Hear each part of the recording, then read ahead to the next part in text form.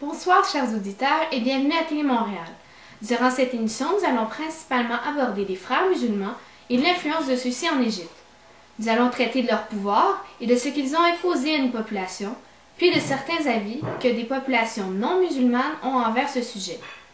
Pour vous mettre ainsi dans le contexte, l'association des frères musulmans fut fondée en 1928 par Hassan al-Banna. Il s'agit du groupe islamique le plus puissant en Égypte. Leur but premier est d'établir un État islamique en prenant le contrôle de l'Europe. Leur stratégie principale n'est pas de s'emparer du pouvoir d'un seul coup, mais plutôt de s'en accaparer progressivement. Ils arrivent malgré tout à influencer les politiciens occidentaux afin que ceux-ci leur fassent confiance. Ils savent qu'ils ne peuvent pas utiliser la force pour convertir l'Occident, donc ils utilisent la manipulation. Avec la conception de la charia, les frères musulmans ont apporté certaines règles qui ne faisaient pas partie de la religion islamique à ses débuts. À titre de premier exemple, ils ont imposé le voile aux femmes. Selon certaines études, en 1959, aucune femme ne portait le voile, mais par la pression sociale des frères au Moyen-Orient, de 1978 à 2004, 90% des femmes ont dû progressivement adopter le voile. De plus, le port de la barbe chez les hommes mariés est un signe de masculinité et de responsabilité.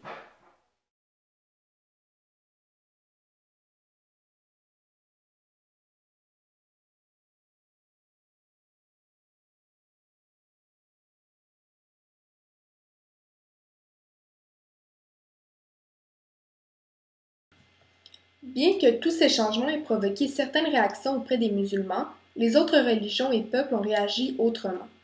Malgré toutes les bonnes actions réalisées au fil des années, ils ont connu de nombreux problèmes face à la société. Ils ont organisé plusieurs complots durant lesquels nous avons découvert qu'ils en étaient les responsables. Dû à ces multiples attentats, les autres peuples commencèrent à généraliser les pratiquants de la religion. Ils ne font aucune différence entre le peuple musulman et les frères musulmans. Malheureusement, c'est pour cette raison que certains viennent à penser que tous les musulmans sont des terroristes.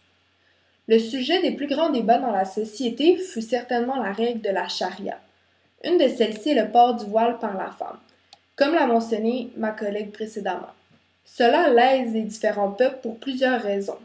Par exemple, ici au Canada, la population est mécontente de voir que les femmes musulmanes peuvent porter le voile sur leur carte d'identité, alors qu'avec un voile, il est difficile d'identifier la personne. Pour conclure ce reportage sur les frères musulmans, nous pouvons comprendre que ceux-ci ont fait bien des changements dans le monde musulman, particulièrement en imposant la charia. Entre autres, avec ces nouvelles règles et la grande influence de cette association, les conflits seront créés à travers différents peuples dans le monde entier.